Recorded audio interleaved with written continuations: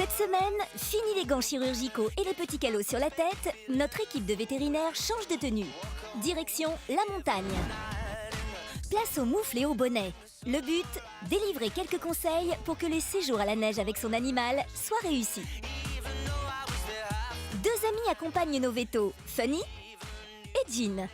Elle adore ça, elle aime beaucoup jouer dedans. Pas besoin de la protéger spécialement parce qu'elle a un sous-poil qui est assez important, donc c'est pas la peine de lui mettre un manteau ou autre chose. Vraiment, elle n'a pas froid dans la neige.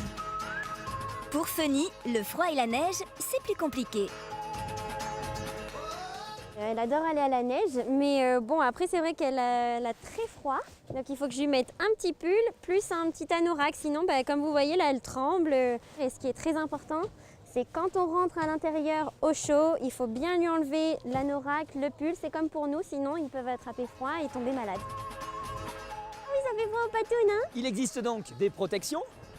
Certaines s'appliquent comme celle-ci à partir de 1 semaine avant le moment d'exposition. On fait une application par jour sur la patte et puis ensuite, pendant la période d'exposition, eh bien, on n'en fera plus qu'une tous les 3 jours. Et lorsqu'on rentrera à la maison, on pourra s'arrêter. Les pattes auront été protégées pendant toute la période à risque. Avant d'appliquer ce produit tannant, il est conseillé de faire couper par son vétérinaire les poils entre les coussinets.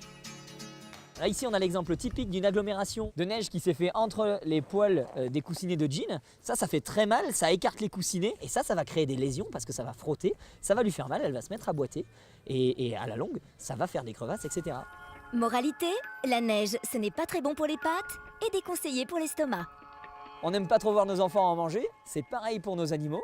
La neige, d'abord, c'est froid, donc quand ça va être pris par notre ami, eh bien, ça va avoir une forte tendance à refroidir son estomac et à déclencher des gastrites. Nos animaux peuvent vomir.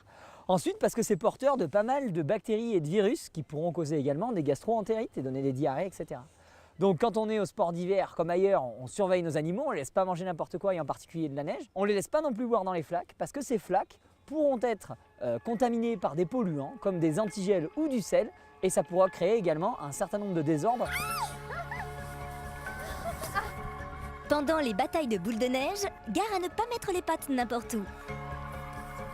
Sous la neige, on ne sait pas ce qu'il y a, donc ne pas faire courir son chien n'importe où parce qu'il peut y avoir des crevasses, il peut y avoir des objets contendants et donc même si la surface paraît plane, les animaux peuvent se blesser. Ah, Jean, viens. La balade en luge offre quelques frissons.